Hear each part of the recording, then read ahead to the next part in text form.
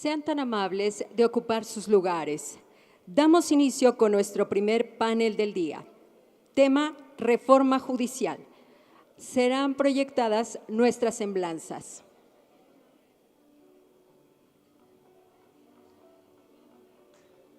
Licenciado Carlos Loperena Ruiz, abogado por la Escuela Libre de Derecho. Es socio del despacho Loperena, Lerch y Martín del Campo, así como profesor de Derecho Procesal y Arbitraje. También fue docente de la Academia Mexicana de Jurisprudencia. Se desempeñó como presidente de la Barra Mexicana, del Instituto Mexicano de Arbitraje y de la Comisión de Arbitraje de ICC México.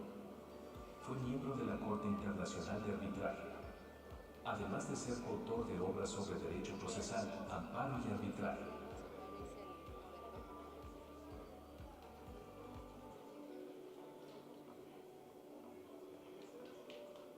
Maestro Luis Alberto Gil Martínez.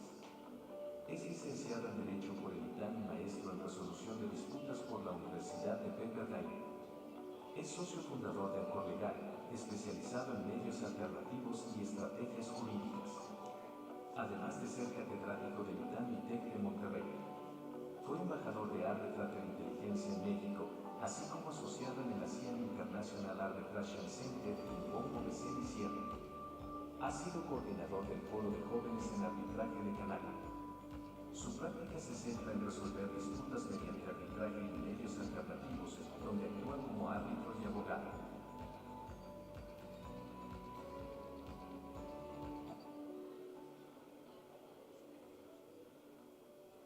Maestro Santiago Escobar Magaña. Es licenciado en Derecho por el ITAM con mención honorífica y con una maestría en Leyes por la Universidad de Columbia. Está autorizado para ejercer en Nueva York. Es socio del bufete Asali, con más de 10 años de experiencia en litigios y arbitrajes en sectores como construcción, tecnología, energía y alimentos. Ha representado a clientes en arbitrajes bajo reglamentos ICC, LCIA, Canaco y UNCITRAL, logrando laudos favorables por montos significativos, desde $270 hasta 140 millones. Ha sido reconocido por Chambers & Partners, Benchmark Litigation y Legal 500. Es autor de diversas publicaciones sobre arbitraje.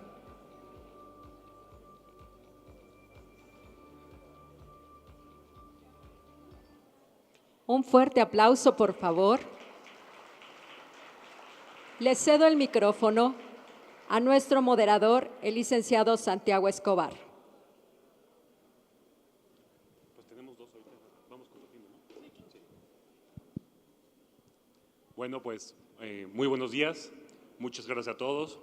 En nombre de Carlos, Luis y mío, muchas gracias a Canaco y en especial a la Comisión de Mediación y Arbitraje, Andrea y Guillermo, por la invitación. Nosotros, como primer panel, tenemos el difícil reto de lograr que no se arrepientan de la desmañanada y de haber tenido que salir de sus casas seguramente muy temprano para llegar por acá, pero afortunadamente tenemos a nuestro cargo un tema sumamente interesante y que está en boca de todos ahorita, que es la reforma judicial. Sabemos que mucho se ha hablado y mucho se ha dicho sobre el tema, pero creemos que este foro que une a cientos de empresarios con expertos legales, incluso con magistrados y jueces federales aquí presentes en la audiencia, es una excelente oportunidad para tratar el tema y conocer las implicaciones que esta reforma tendrá para el mundo empresarial. Abrimos nuestro panel con una serie de cuestionamientos generales a los destacados panelistas que me acompañan el día de hoy. Carlos, Luis, para un breve contexto del público, ¿en qué consiste la reforma judicial y cuáles son las principales implicaciones, así como las diferencias que existían en los procesos previstos anteriormente y los que se implementarán ahora por virtud de la reforma? Bueno, pues es un conocimiento prácticamente público de en qué consiste la reforma judicial, que es buscar destituir a todos los jueces federales y locales y sustituirlos por algunos son nombrados por un muy científico y efectivo método de tómbola, y entonces pues tendremos jueces al azar, tendremos jueces del bienestar, tendremos jueces que seguirán pues las consignas de su electorado, que será la voluntad popular. Perderemos la preparación de muy distinguidos miembros del Poder Judicial, perderemos lo que es una carrera judicial, que era el único ramo del gobierno donde había carrera, porque no la hay en el Ejecutivo ni en el Legislativo, y pues tendremos ahora que ver cómo nos va a pegar dentro del ejercicio profesional y dentro de los medios alternativos de solución de controversias. Abundaremos sobre esto, pero lo primero que se dice es que la gente no va a querer ir a tribunales y que irá al arbitraje, lo cual no es una mala idea, pero no hay arbitraje que sea efectivo si no tiene detrás un juez que conozca de arbitraje. Porque cuando hay un juez que anula un laudo, pues el arbitraje no sirve más que para perder tiempo y dinero. Cuando hay un juez que no ejecuta un laudo, pasa lo mismo. La siguiente consecuencia, que seguramente comentaremos, es que habrá muy distinguidos miembros del Poder Judicial que querrán venir, o que querremos nosotros que vengan al mundo del arbitraje a desempeñar esas funciones. Son las dos principales cuestiones que veo, y pues tenemos que aprender a vivir con esto nuevo. Luis, no sé si quieras agregar algo. Brevemente, creo que si tomamos una fotografía ahorita de en qué parte del proceso está la reforma judicial, creo que quedan algunas vallas en el camino, ¿no? Todavía hay parte de criterios internacionales que tienen que ver, pero por cómo se ha caminado en este momento en México, no creo que eso vaya a tener éxito. Yo matizaría un poco las opiniones que ahorita nos presentó Carlos, y yo diría, creo que la consecuencia principal, por lo menos desde mi punto de vista y hablando desde mi práctica, es que todos los empresarios, todas las personas de negocio, quienes fungen una función de decisiones ejecutivas en empresas, en negocios, lo que tienen que hacer es voltear a ver los medios alternativos. No existe un balance al día de hoy en la cantidad de juicios que entran al Poder Judicial y los medios alternativos, ni cerca. O sea, no podremos decir que es ni 50-50, para nada, es mucho menor. Entonces hay que, todos nosotros, los que toman decisiones, voltear a ver los medios alternativos. Y yo propondría, en seguimiento de la idea que presentó Carlos, irnos un poquito más. Hay que pensar ahora en la alternativa. Esta alternativa es irnos fuera de los jueces del bienestar y tener mecanismos más sofisticados que nos permitan tener justicia o resolución de disputas sin tener que voltear a ver al juez. Perfecto, muchas gracias a ambos. Por las preguntas, entiendo que ustedes pues entienden que la reforma judicial en la forma y términos en que está planteada es definitiva, ¿correcto? ¿O ven alguna posibilidad de anulación, moderación, ya sea por producto de instancias internacionales, legislación secundaria, negociaciones políticas? ¿Ven alguna chance, algún espacio para mejorar las reformas o las propuestas que ahorita se están implementando? No, yo creo que no. Esa es una decisión política que ha seguido con una gran independencia el Ejecutivo, con una gran independencia el Legislativo, que tiene independencia de criterio y que no sigue con borregos las consignas que le mandan. Entonces, pues está muy bien hecho, y el Judicial pues lo están desmantelando, no hay nada que hacer. La Corte no puede meterse en eso, no hubo la mayoría suficiente, y entonces tenemos que vivir con esto. ¿Cómo lo vamos a hacer? Yo creo que debemos fomentar los medios alternativos ahora más que nunca, con el riesgo de un Poder Judicial que no sabemos cómo está. Hay quien dice que va a estar muy bien, hay quien dice que va a estar muy mal. Yo, mi bola de cristal no funciona adecuadamente últimamente, no sé por qué, y no puedo adivinar. Tenemos que ver cómo viene para entonces acostumbrarnos a vivir con este nuevo Poder Judicial, que pues le tenemos prendidas velitas para que sea bueno, pero no tenemos ningún elemento para juzgar en un sentido o en el otro hasta que no veamos cómo está conformado. A mí sí me preocupa mucho que la experiencia de jueces de distrito, de magistrados de circuito e incluso de ministros se tire a la basura, pero tal vez me preocupa más que los secretarios que tienen carrera judicial y que aspiraban a jueces por méritos no se los den. ¿Con quién y a quién nos vamos a enfrentar? Ya me están metiendo aquí el ruido, voy a hablar. Ahora, levanto más la voz. ¿Con quién nos vamos a enfrentar y con quién nos vamos a apoyar para obtener el ejercicio de la profesión? Pero yo quiero decir otra cosa. Aquí hay abogados que no llevan ni arbitraje ni litigio y hay empresarios que no están metidos en eso, pero sí están metidos en temas jurídicos, porque todas las empresas requieren instrumentos legales, desde cómo se constituyen, cuáles son los derechos de los accionistas, cómo celebran sus contratos. Y yo les pregunto, ¿quién va a juzgar esos instrumentos jurídicos el día que alguien no esté de acuerdo? ¿Tú, Luis, quieres agregar algo? Solamente un comentario. A mí me llama mucho la atención que los jueces de bienestar, con o sin experiencia, van a llegar supuestamente a tomar muy buenas decisiones. Yo nada más pensaría en la curva de aprendizaje, nada más. Un juez que entra con un equipo totalmente nuevo que no tiene necesariamente experiencia, a mí se me antoja complicadísimo que veamos niveles de eficiencia que no hemos visto antes. Y también se me antoja complicadísimo que de esta máquina podamos, digamos, morder todo el rezago que hay por el paro que hubo, por la cantidad de trabajo que hay. Se me hace complicadísimo que mañana vayamos a ver un poder judicial que esté, digamos, ¿no? Navegando a toda vela. Muchas gracias, Carlos y Luis.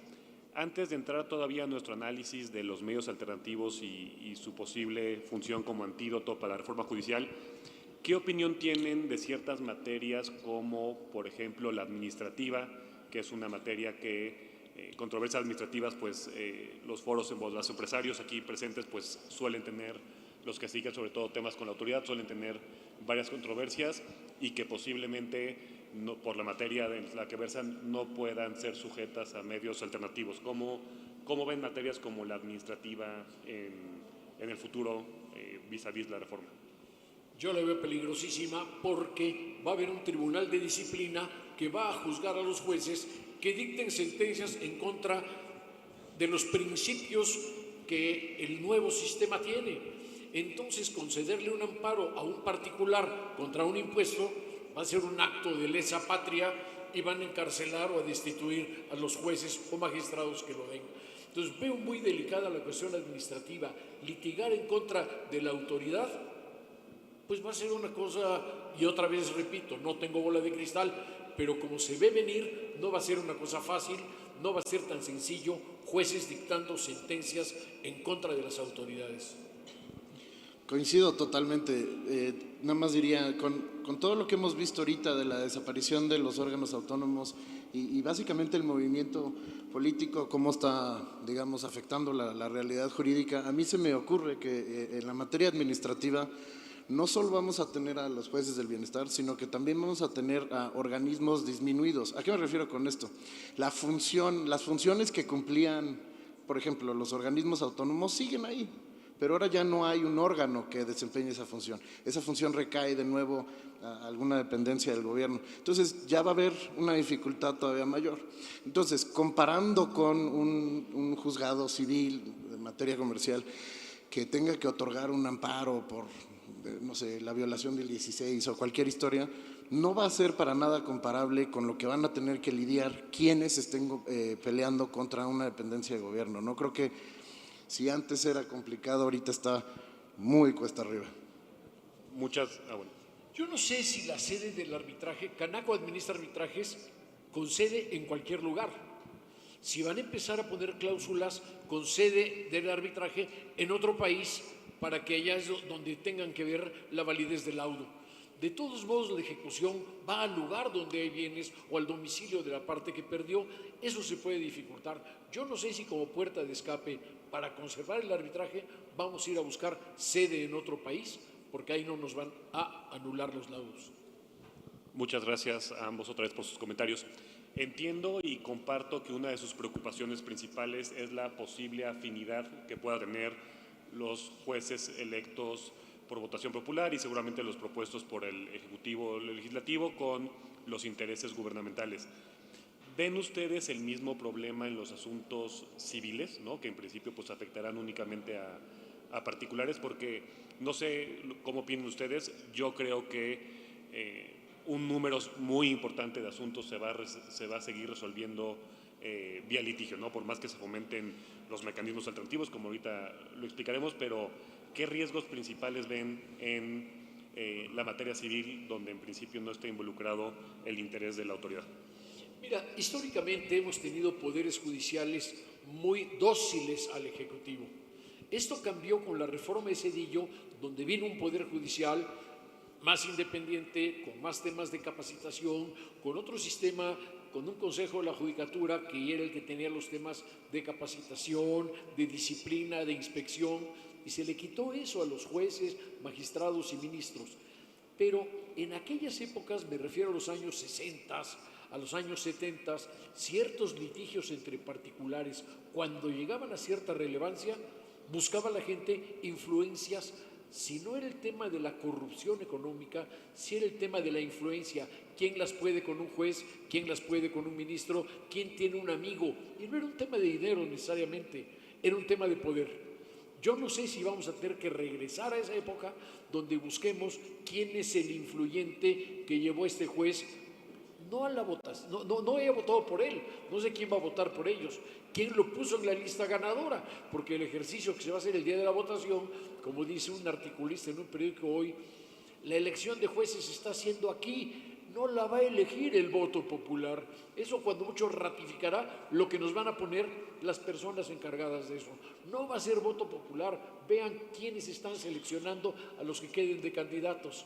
Y cuando lleguen a las urnas, a mí que me digan cuántos de aquí conocen el nombre de su diputado. Seguramente saben de qué partido es. Pero a mí que me pasen una lista de 20 jueces o a cualquiera de los abogados que estamos aquí y a ver quién los conoce. Yo no. Me voy por otra línea para contestar esta pregunta y te doy la respuesta primero. Creo que sí va a haber problema, y no solo en civil, sino también en laboral y penal.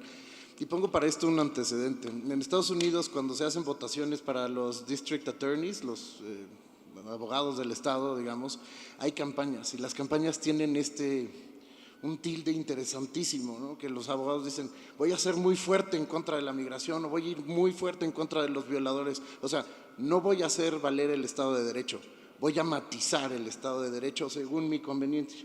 Y veía ayer noticias sobre el número de personas que se registraron para ser jueces, y en las entrevistas, varias de las opiniones de estos candidatos a jueces decían, bueno, es que tiene que haber un cambio, porque las decisiones del Poder Judicial no han seguido lo que la gente quiere.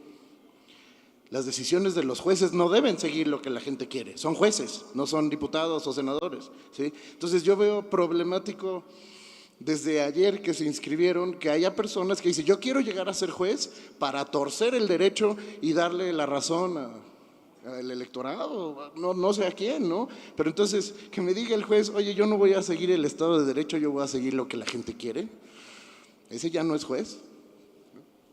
Muchas gracias, muy interesante. Otra pregunta a ambos. En el entendido que algunos de los jueces que actualmente ocupan jueces y magistrados que ocupan sus cargos buscarán participar en las elecciones, en caso de que estas personas queden electas, ¿creen que podrán, por decirlo así, contagiar a los nuevos jueces del bienestar y transmitir algunas de las buenas prácticas que hasta el momento o hasta el día de hoy se implementaban?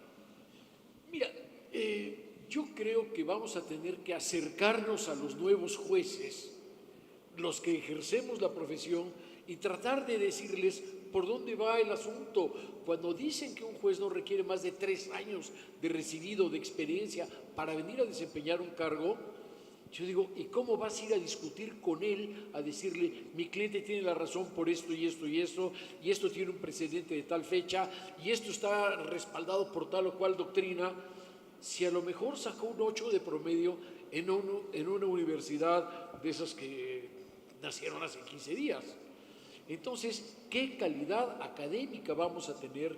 Y dicen las personas que promueven la reforma judicial que mientras menos experiencia mejor, porque la experiencia solamente los hace ser corruptos. Y entonces vamos a llegar a enseñarle derecho a los jueces y se van a ofender porque les estamos enseñando. Hace muchos años yo fui a alegar con un juez, tendría yo 20 y tantos años, estaba yo recién recibido, y le expliqué al juez cómo era mi asunto.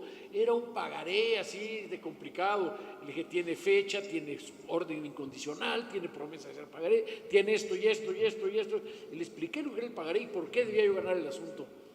La reacción, el juez le fue a decir a alguien cercano a mí, este muchachito viene a darme clases de derecho. Ay, no, por favor, iba yo a alegar mi asunto. Pero imagínense si un juez que en esa época tenía 50 y tantos años y un muchacho de 23 va a alegar y se siente que lo están haciendo menos, que lo están enseñando. ¿Qué va a pasar cuando tengamos un juez de 30 años o de menos de 30 y llega un viejo como yo a decirle, licenciado, esto es así, así, así, así? Va a decir, usted que sabe, yo digo el derecho, yo tengo jurisdicción, usted se calla.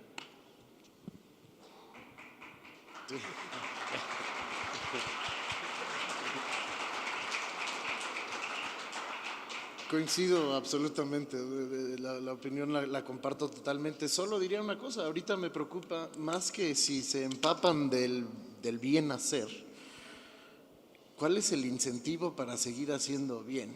¿O cuáles de los entrantes que se deben a los votos que recibieron? Incentivos que a mí no me queda claro cómo es que van a estar funcionando o cómo van a estar ejerciendo presión sobre la función jurisdiccional. Muchas gracias, Carlos y Luis. Entrando ahora sí a la influencia que tendrán los mecanismos alternativos de solución en controversias, pues muchos decimos, ¿no?, que en principio vislumbramos que existirá un aumento en los números de casos que se resuelven, ya sea vía mediación, vía arbitraje. ¿Ustedes comparten esta opinión? Bueno, pues es una opinión. Yo pienso que aumentarán los casos de arbitraje y esperemos que los jueces respeten los laudos, simplemente porque no son apelables, porque no son impugnables en cuanto al fondo y porque hay precedentes de los tribunales federales que son los precedentes que se compilan por los tribunales locales.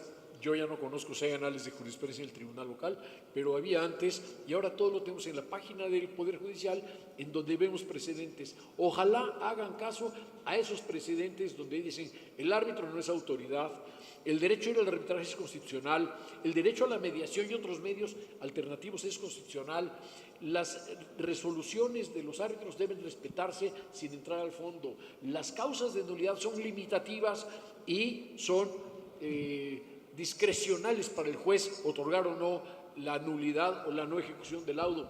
Todo eso es algo que tenemos que hacer una labor pues muy delicada, de humildad, para explicarles a estos jueces, si es que no lo saben, cómo funciona esto y abrir un sendero nuevo por el cual les digamos, señores, vénganse a oírnos a nosotros y que vengan no solamente viejos como yo a hablar, sino jóvenes brillantísimos, que veo aquí varios, que saben mucho de arbitraje y que les digan de una manera sencilla, así funciona esto, no se metan, eso ya es una chamba particular, la de ustedes es pública, todos resuelven controversias y ustedes vigilan nada más los 4 elementos que impiden que un laudo se ejecute y, por supuesto, que no se viole el orden público. Yo creo que sí van a subir los casos que se van a medios alternativos, pero creo que tenemos mucho que hacer. O sea, parece increíble que instituciones como la Comisión de Mediación y Arbitraje, o foros, etcétera, se dedican a la promoción de medios alternativos y hoy todavía no hay suficiente conocimiento allá afuera. Es una labor titánica, pero me voy al origen de esta tarea. Creo que un niño de 5 años o 4 años, si le dice, ¿sabes qué es un juez? Claro, se lo enseñaron en las tarjetitas. ¿Quién le enseñó al niño que es un mediador? Nadie, ¿no? O sea, esto es parte de la cultura, de lo que se le enseña a los abogados, por supuesto, y también lo que se les enseña a los niños. Entonces, hay una tarea muy importante. Y yo diría, un poquito más allá, si nos vamos un poquito más profundo, creo que dentro de los medios alternativos también hay que hacer conciencia entre el público inversionista, digamos, entre los stakeholders, entre los ejecutivos, que no solo está el arbitraje, sí está el arbitraje, pero hay muchos medios alternativos, ¿no? Y yo diría, el primero, el que más socorrido debería de ser, tal vez es el que menos empuje tiene. Una negociación sofisticada por un experto en negociación genera beneficios increíbles, Tal vez no logre el acuerdo, pero hace que el terreno, digamos, entre las partes mejore mucho. Entonces, esto es algo que hay que transmitir a las personas. Una negociación no es llevar al litigante a que le grite a la otra parte. Eso no es una negociación. Una negociación es otra cosa. No todos negociamos para lograr acuerdos. Yo conozco muchos abogados que dicen, a mí no me hables de negociar, a mí háblame de cómo ir a ganar un juicio. Y lo respeto mucho, ¿sí? Pero ahorita, en este contexto, creo que todos debemos de tomar un paso atrás y ver las opciones que hay. No es solo arbitraje. Si hay arbitraje, es muy padre, es buenísimo, pero también hay mediación, es una práctica muy sofisticada. Y la primera, la negociación, es casi una forma de arte, yo diría, el poder negociar bien. Entonces hay que poner atención en esto. De nuevo, sí creo que va a haber más casos, pero creo que tenemos que cultivarlos. Muchas gracias, Luis y Carlos. ¿Cómo? Yo pienso en abundancia a lo que dice Luis, que es muy importante el abogado. Aquí hay comerciantes y empresarios. A los abogados les puedo decir muy pocas cosas porque las saben y las saben mejor que yo. Estoy viendo aquí gente destacadísima de nuestra profesión. Pero ¿qué piensan los empresarios? ¿Cómo le van a hacer? Yo creo que es importantísimo saber escoger la clase de abogado, como dice Luis. No el perro de presa que va a ir a ver cómo litiga, no, el que va a ir a ver cómo negocia. Decía un abogado muy destacado de hace muchos años que cuando el abogado llega a los tribunales ya fracasó porque no pudo resolver la controversia antes de irse a pleito. Entonces, cuando tú llegas con un abogado consciente, decente y conocedor y tiene otro enfrente del mismo nivel, no hace falta tal vez ni la mediación, la pura negociación. Si no hay mucha afinidad, un mediador entra y los pone en el mismo nivel de discusión y los hace que acepten una resolución de su controversia sin tener que pelearse. Si la cosa es más complicada, ya pueden pensar en un árbitro o en los tribunales. Y los árbitros, se sabe quiénes somos ya, y hay muchos. Y los tribunales, hoy se sabe quiénes son, pero dentro de unos meses no sabemos quién va a estar. Tenemos que darles también el beneficio de la duda de saber cómo van funcionando, ir buscando que funcionen. Yo lo digo hoy hasta con ironía, ¿verdad? Pero ¿qué tal si nos salen gentes correctas, gentes que quieren aprender y vamos mejorando? Hay que aprender esa vela también, no darlo por perdido todo y buscar que dentro de la profesión tengamos ese nivel de que el juez quiera aprender y nosotros le podamos transmitir algo. Ahora, hay escuelas estupendas donde salen abogados preparadísimos que los veo con 3, 4 años y que se han metido a estudiar para hablar de mi materia de arbitraje y me enseñan arbitraje. Tengo más de 40 años de llevarlo y ellos saben más. ¿Por qué? Porque estudian Derecho Comparado, porque estudian Doctrina, porque tienen posgrados. Y aquí los hay, aquí no puedo decir nombres, pero estoy viendo a 6 o 7, pero para empezar. Muchas. Y 2 aquí. 2 aquí en esta mesa. Gracias, Carlos. Una pregunta y aprovechando el foro, ¿no? Existe la idea, y ustedes me dirán si es cierto o falso, que por lo menos el arbitraje es carísimo, ¿no? Aprovechando la gente que tenemos aquí, muchos empresarios, ¿qué les dirían? ¿Ven ustedes formas de lograr que un arbitraje sea eficiente tanto en tiempo como en costos? Mira, es más caro perder un asunto, para empezar. Para seguir, el árbitro, claro, cobra sus honorarios y la administradora también, pero Canaco tiene el arbitraje ABC, que es mucho más accesible, es rápido, es sencillo, y lo único que no estoy de acuerdo es que son los casos fáciles. A veces los de cuantía baja se vuelven muy complicados, te pagan poquito y te hacen trabajar y razonar cosas muy enredadas, pero bueno, ahí está Canaco para eso. Hay otras instituciones arbitrales, no voy a hablar de ellas hoy, pues estamos en Canaco, pero tienen facilidad para eso y yo digo, es más caro perder el asunto. Yo haría nomás un comentario aquí. Hace unos años yo no vivía aquí en México, trabajaba en Malasia, muy lejos de aquí, pero en una institución arbitral. Y lo que me tocaba ver era justamente promoción de medios alternativos, ¿no? Eso, creo que todas las instituciones hacen eso. Y entonces teníamos estudios sobre qué tan caro sale una mediación, un arbitraje, una negociación. Y me voy directamente al tema del arbitraje. ¿El arbitraje es carísimo? Yo diría que no. Y diría 2 comentarios que los platicaba con un colega hace un momento. Los costos asociados con que sea arbitraje y no un litigio no llegan a más del 6% de lo que generalmente gasta un cliente. O sea, los honorarios del árbitro y los honorarios de la institución no son representativos. ¿Y contra qué se compensan? Con que cuando hay un arbitraje puede ser largo, puede ser complejo, sí, va a haber gastos de especialistas y viajes del tribunal y las audiencias, sí, estos gastos suceden, pero va a ser mucho más económico que el estar en un juzgado donde puede haber estas prácticas no leales, ¿no?, de la contraparte que alargan el juicio o que están tirando, digamos, o complicando el procedimiento. Y además, al final de cuentas, generalmente existe un ambiente mucho más propicio a compensar o a cumplir el laudo. En mi experiencia, la vasta mayoría de los laudos que yo he tenido en la mano cuando hablo con mi contraparte no se resuelve yendo a un juzgado. Se resuelve con una negociación rápida, se llega a un acuerdo y se paga. Creo que todo el mundo habla de cómo le fue en la feria, evidentemente.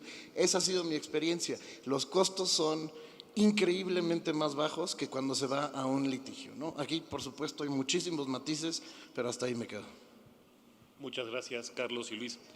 Siguiendo lo que dicen, entiendo que comparten la opinión de que nuevas empresas o un grupo nuevo de empresas que antes, por ejemplo, no tenían el interés de acceder al arbitraje, ahora sí lo tengan. ¿Recomendarían estos empresarios acceder a los profesionales, o sea, contratar abogados, buscar alternativas para aprender un poco más de cómo implementar cláusulas arbitrales y demás temas en sus contratos? Yo creo que el abogado interno debe aprender a insertar la cláusula arbitral. Eso ya es sembrar una semilla que el día que haya controversias va a crecer. Hay que tener muy bien enterados a los abogados internos de cómo se hace la cláusula. Que algún comerciante en pequeño no tiene abogado interno y su abogado externo es un litigante o un redactor creativo de contratos en donde va a ser una cláusula arbitral creativa a las que les tenemos miedo los abogados, pues entonces que tome el teléfono y hable a Canaco y les diga, me manda la cláusula arbitral, se la manda por correo electrónico en 10 minutos o en menos. Necesito 3 árbitros, necesito 1, es complicada, no es complicada, es técnica la disputa, no es técnica. Aquí hay quien les dice cómo se hace la cláusula arbitral, es muy sencillo.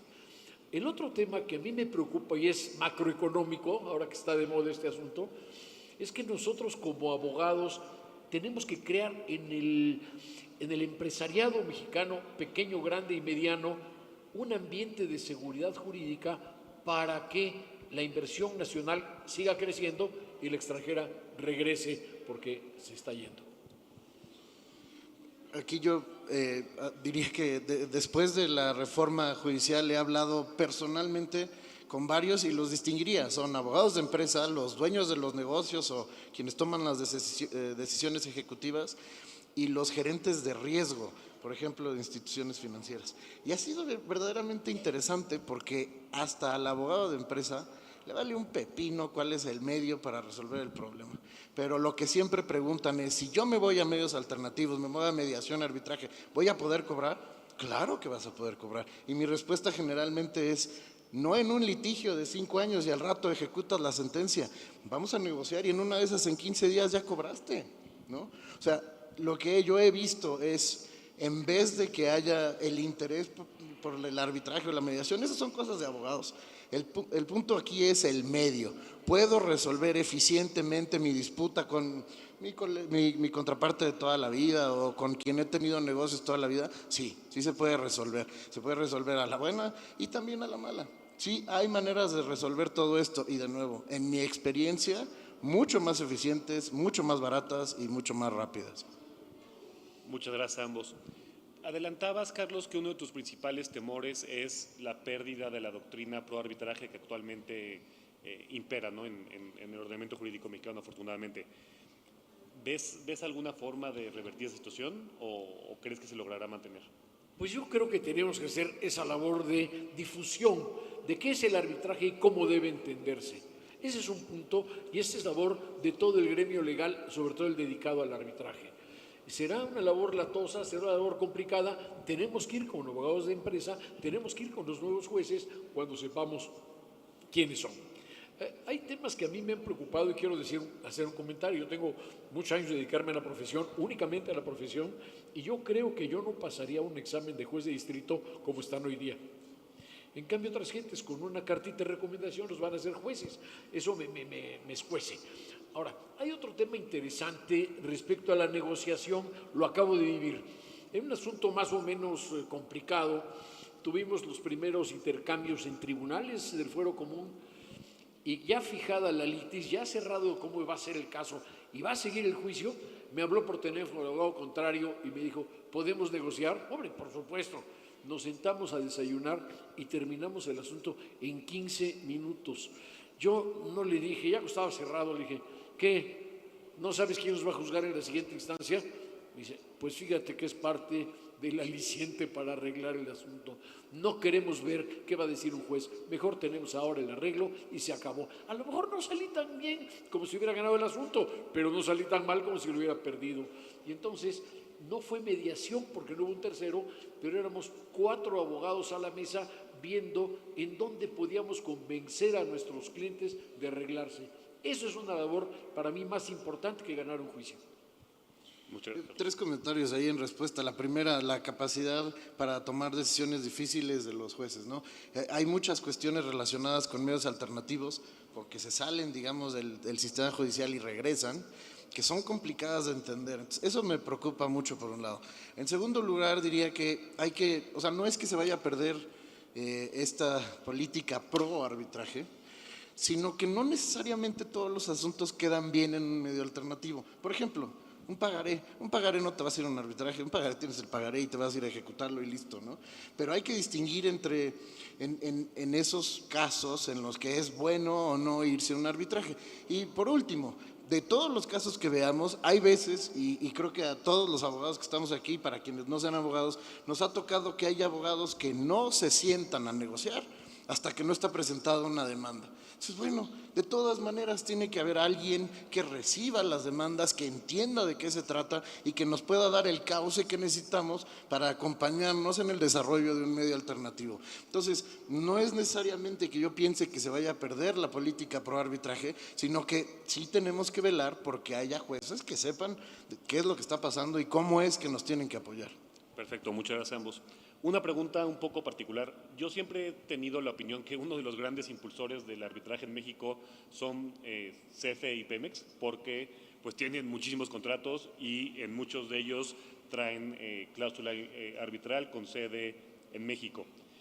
¿Cuál es la disyuntiva que se va a enfrentar un árbitro de bienestar en el momento de que le toque conocer una eventual nulidad de ejecución de un lado de Pemex o CFE? No, dijiste árbitro del bienestar, espero que no llegue. Puede ser bienestar, sí. Mira, con ese tribunal de disciplina que va a ser una espada de Damocles sobre los jueces, yo no sé qué juez va a querer respetar un laudo en contra de una de estas empresas que ya no son productivas, ya son otra vez del Estado a secas. No sé cuál de ellos va a respetar un laudo de esos o se va a sentir presionado por sus electores, por sus designadores o por sus sancionadores para respetar una situación de esas, o lo va a hacer abiertamente. Los grandes usuarios del arbitraje en México son Pemex y CFE, porque saben que si sus contratos no los someten al arbitraje, no cualquiera va a contratar con ellos. Si les empiezan a revertir laudos favorables a los contratistas de estas empresas en los tribunales, al rato nadie va a querer contratar con ellos. O va a decir, me pones un lugar de arbitraje fuera del territorio nacional. Pero eso es un tema también que tiene que ver con la bola de cristal y con una cuestión más de macroeconomía. Cuando los grandes usuarios del arbitraje no les guste cómo se resuelven las nulidades de laudo en México, o no contratan o se van a contratar a otro país. Gracias, Carlos. Y nos quedan nada más 4 minutitos, pero un tema muy interesante. ¿Cómo lograr que, digamos, el valor y el conocimiento que tienen y que agregan muchos jueces y magistrados federales que actualmente ocupan un cargo y que han decidido no postularse en las elecciones, cómo puede tanto la comunidad jurídica como el empresariado aprovechar su experiencia y el valor que aportan?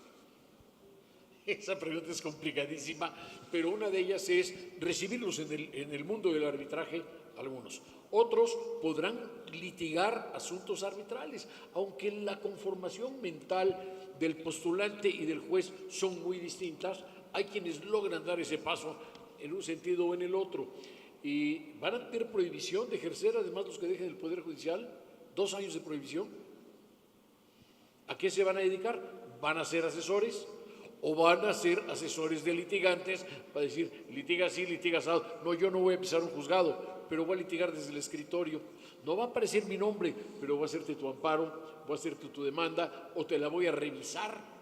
Ahí tienen un trabajo importantísimo, porque el juez tiene mucha idea de cómo va a resolver otro juez. Yo no sé si los jueces que salen van a tener idea de cómo van a resolver los jueces que entran, pero vuelve a ser otra adivinanza. De nuevo, creo que tenemos que ampliar la práctica de medios alternativos. O sea, no se trata nada más de recibir a los ex jueces, ¿no? Sino que necesitamos entender que esta necesidad de resolución de disputas debe de permear también a la orientación. O sea, ya empezarnos a hacer esta idea de que no todos los asuntos deben de llegar a ver su día en un juzgado, ¿no? Y que ellos también entren, digo, no he platicado con ellos para saber qué es lo que quieren, pero que también ellos entren a buscar encauzar las disputas por medios alternativos. Excelente. ¿Creen ustedes que estos jueces puedan desempeñar la labor de árbitro, por ejemplo, o de mediador en su caso, Luis? Creo que ahí, como decía Carlos, es distinta la configuración mental de un juez y de un árbitro. Particularmente con el mediador, esto ha pasado mucho en Estados Unidos. En los estudios sobre mediación hablan de qué es lo que quieren las partes y cuál es el estilo del mediador cuando entra a dirigir la resolución de las disputas. Hay varios que piensan que lo que las partes quieren es como un juez actuaba, ¿no? Dirigiendo el procedimiento y casi pidiéndoles posiciones para resolver. Y hay otros que dicen, no, el mediador ni siquiera debe de meter la mano y solamente generar comunicación entre las partes. Entonces, ¿puede un juez entrar aquí? Sí. ¿Hay cabida? Yo creo que sí. Y no me estoy pasando a conciliación, sigo en mediación. Y como árbitro también, nada más que el juez que quiera ser árbitro tiene que entender que no está sentado en su oficina de juez, está sentado en el podio enfrente de las partes en un arbitraje y las facultades no son las mismas. ¿Funcionan de manera parecida? Sí, el arbitraje se lleva en forma de juicio, pero no es lo mismo. Con esas salvedades yo diría sí, bienvenidos, adelante. Yo creo que un árbitro en estricto derecho, como son la mayoría de los arbitrajes, que aplican la ley tal como es, podría ser resuelto un arbitraje de esos por un juez. Lo que tengo mucho temor es que los jueces que dejen con toda su capacidad, me refiero a jueces, magistrados e incluso ministros, su puesto y vengan al arbitraje, van a decir, ¿cómo no me avisaron antes? Esto está más fácil y me pagan más. Pero no se lo digan a ellos. Muchas gracias. Bueno, pues creo que ya se nos acabó el tiempo. Entiendo que ahorita no sé si va a haber preguntas, no sé si proyectadas o… Ah, claro. Sí. Es correcto, tenemos algunas preguntas. Si me permiten hacerle las lecturas de ellas. Denme un segundo.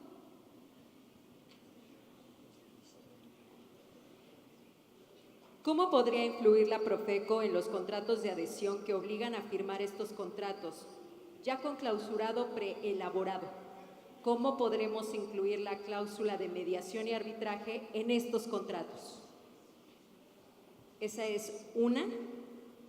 Si quieren les leo la siguiente. Yo creo que podemos ir una por una. Perfecto. Esos contratos de adhesión que tienen un registro y una supervisión por Profeco, pues que le añadan la cláusula. La cláusula puede ser mediación y arbitraje, que es lo que llaman cláusula escalonada, para que haya los dos sistemas bien redactados para que una cosa no obstaculice a la otra. Se las pueden dar aquí en Canaco, que tiene las dos cosas, mediación y arbitraje. Se mete en el contrato, se manda a revisar a Profeco y Profeco no va a poner peros, porque Profeco, aunque es un arbitraje de tipo público el que hace, es promotora del arbitraje. No creo que le pongan un pero. Coincido.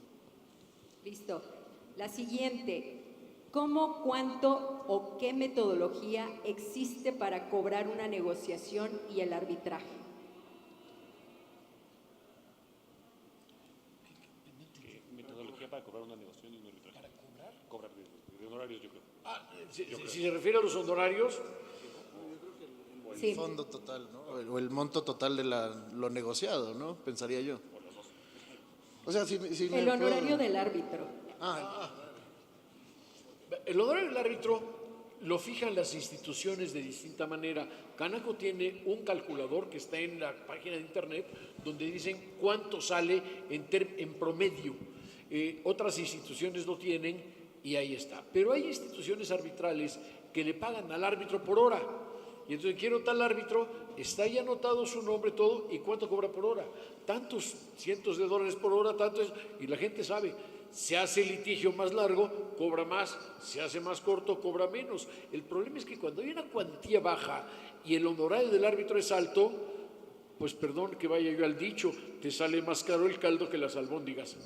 En cambio, si vas a una institución que te pone tarifa por la cuantía en disputa, pues ahí no te puedes salir de ciertos límites.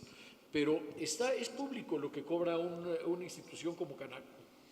Y diría un poquito en seguimiento de eso que cuando se presenta la demanda de arbitraje o la solicitud de arbitraje hay que pagar una pequeña tarifa y después se tiene que pagar, las partes tienen que hacer los depósitos para cubrir los gastos del arbitraje, honorarios de los árbitros y honorarios de la institución. Y para adelantarme al último punto, el laudo no se libera a las partes si no se han cubierto los honorarios que se tienen que pagar. Entonces, esto representa una ventaja increíble. Y generalmente hay pocos problemas con el cobro de los honorarios del arbitraje. Ahora, de la negociación, si se trata del honorario que cobra un abogado por entrar a una negociación, pues generalmente es iteración por iteración, ¿no? Y si no te lo pagan, pues ya no vas a la siguiente iteración. Creo que me quedaría ahí. Excelente. Es un tema muy delicado. ¿Cómo se cobra por negociación? Le obtienes mejor resultado a tu cliente y más rápido negociando que litigando y te van a pagar menos. No, pues si lo hizo muy rápido, licenciado, ¿cómo quiere que le pague tanto? Y si te echas un litigio de 3 años, oiga, ¿cómo quiere que le pague tanto si se tardó 3 años? Mi opinión es que se ponga por escrito el pacto de honorarios para que cuando está el asunto por caminar, digan, te pago tanto en litigio, te pago tanto en negociación, te doy un premio de resultados. Lo obtengas en litigio o en negociación.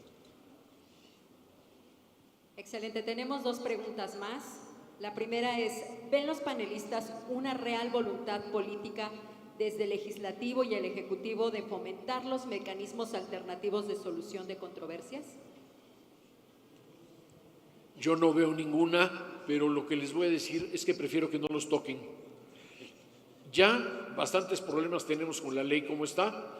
Es decir, la mediación en la Ley General de Medios Alternativos de Solución de Controversias la burocratizaron.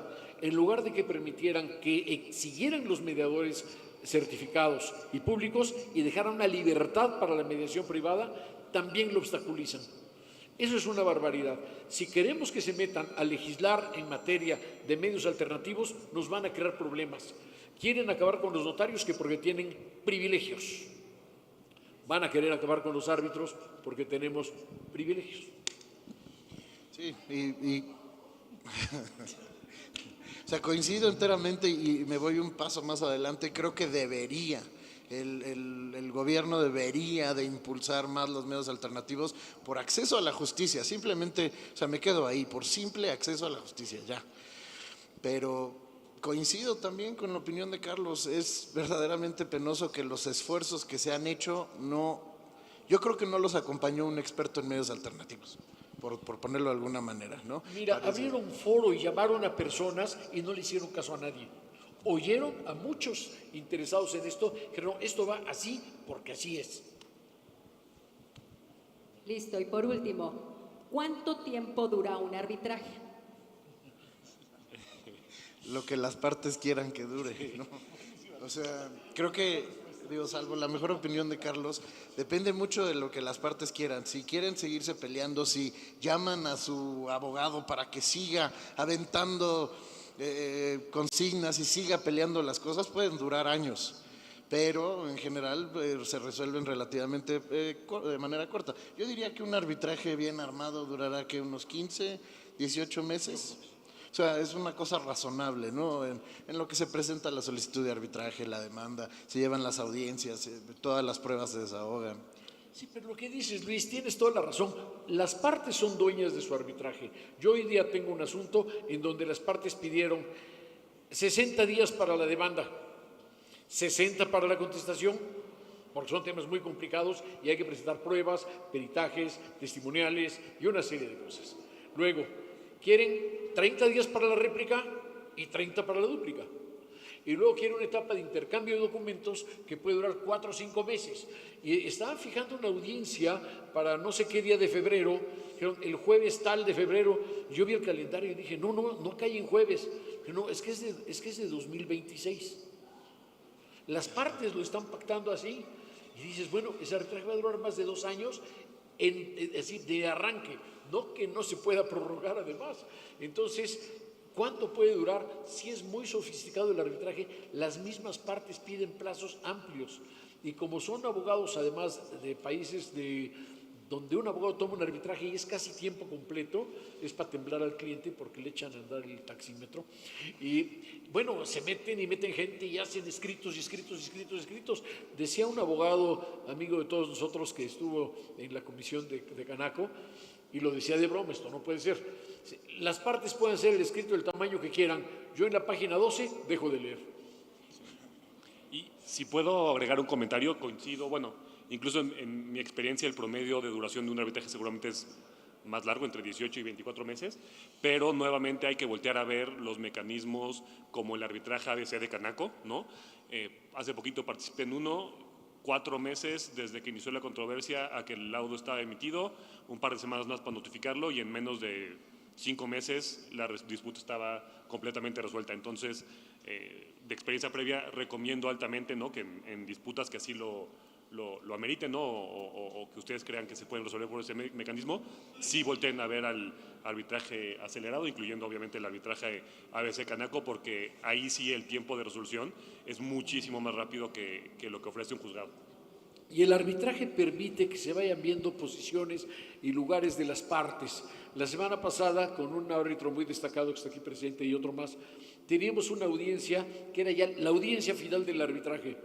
Pues a las 10 de la noche del día anterior dijeron, se acabó la audiencia porque ya estamos arreglados. ¿Cómo duró el arbitraje? Lo alargaba una parte un poquito, la otra más, otra menos. Había jalones y a final de cuentas lo arreglaron. ¿Para qué sirvió el arbitraje? Para acercarlos. Y termina una controversia que tienen en tribunales, otra en arbitraje y otra en la fiscalía. Si puedo hacer un último comentario en el poco tiempo que nos queda, les cuento una historia personal. Cuando estaba del otro lado, allá en Malasia, había un árbitro que siempre resolvía los casos en semanas a través de negociación. Y un día lo conocí y le dije, oiga, ¿y usted cómo le hace? ¿Qué magia maneja usted, no? Me dice, Luis, nunca eches en saco roto el valor de juntar a los abogados de las partes durante 1 hora. Vas a ver que siempre llegan a una solución. Y esa era su fórmula. Creo que negociando la gente se entera y en un arbitraje se presta para que las partes se sienten y puedan negociar. Pues ya, ahora sí se acabó el tiempo. Muchas gracias Pues a todos un fuerte por su aplauso, tiempo. por favor. Agradecemos su participación a cada uno de los ponentes.